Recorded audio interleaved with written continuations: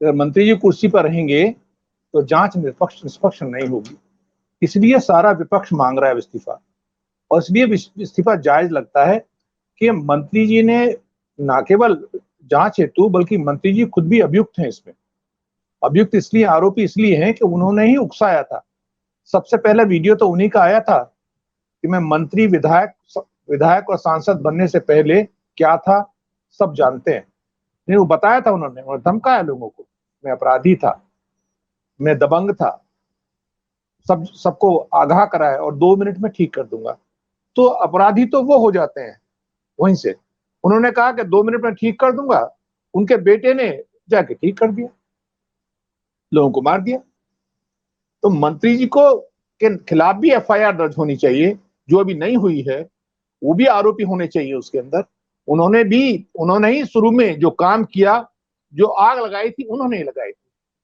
उन्होंने ही लोगों को भड़काया था। उन्होंने अपने बेटे को निर्देशित किया होगा, बेटे ने उन्हीं से ही सह ली होगी कि मेरे पिता ने ये कहा 2 मिनट में ठीक कर दूंगा। और फिर उन्होंने ही जो हमारे उप मुख्यमंत्री हैं केपी जो मौर्य साहब हैं, उनको बुलाया था और वो उतर नहीं पाए, तो उसमें खुन्नस में थे वो कि मेरे कार्यक्रम में आ रहे थे, मैंने उनको बुलाया था और वो नहीं आए। और आपको पता है कि ये माहौल ये है कि मौर्य साहब और जो ये मंत्री जी हैं अजय मिश्रा जी, ये गुट है पूरा, जो योगी विरोधी गुट है ये। मोदी जी और अजय मिश्रा में आपस में 36 का आंकड़ा है, ये किसी से छुपा नहीं है, सबको पता है, ये विरोधी गुट के हैं। यूं ही नहीं मैं बन जाता हूं।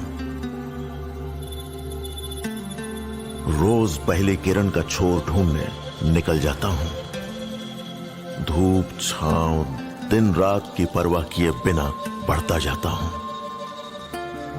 तब कहीं उस उम्दा अनुभव को दुनिया तक पहुंचा पाता हूं। यूं ही नहीं मैं रजनीगंधा बन जाता हूं। तो ये योगी जी का बस चलेगा, इंडिपेंडेंट रह जाए योगी जी, अगर दिल्ली से प्रेशर ना आए तो योगी जी इनको गिरफ्तार कर लिए होते। लेकिन ऊपर से दिल्ली से जब तक ओके नहीं होगा, गिरफ्तार कैसे होंगे और कैसे मंत्री के खिलाफ एफआईआर दर्ज होगी? गृह राज्य मंत्री, केंद्रीय गृह राज्य मंत्री के खिलाफ एफआईआर दर्ज हो गई तो ये तो पूरे गृह मंत्रालय पे, मोदी जी पे भी आक्षेप आएगा कि कैसे कैसे लोगों को आपने मंत्री बना दिया, जो अपराधी हैं, जिनकी प्रवृत्ति अपराधी है, जो हिस्ट्री सीटर है।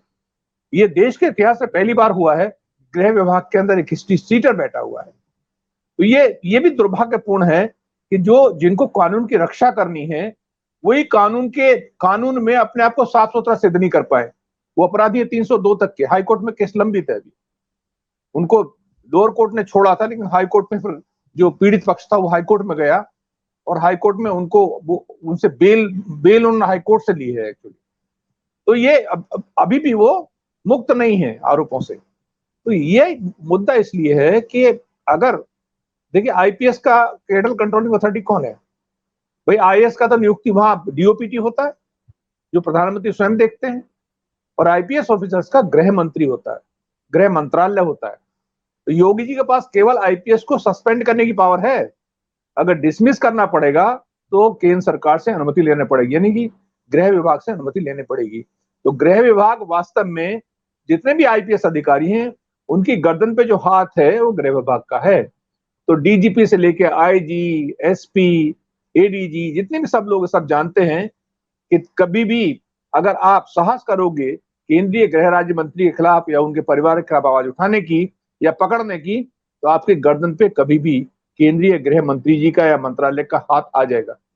इसलिए ये इनका इस्तीफा मांगा जा रहा है। इस्तीफा दे देंगे तो सरकार की किरकिरी होने से बचेगी। नैतिकता के आधार पर इस्तीफा देंगे तो सरकार को एक नैतिक आधार मिलेगा कि देखिए भाई, आरोप लगे, बेटे पे आरोप थे, हमने इस्तीफा ले लिया। जब जांच पूरी हो जाएगी और आरोप निराधार निकलेंगे तो मंत्री फिर बना दीजिएगा दोबारा से। उसमें क्या बात है, 2 साल का पीरियड आपके पास है ही है।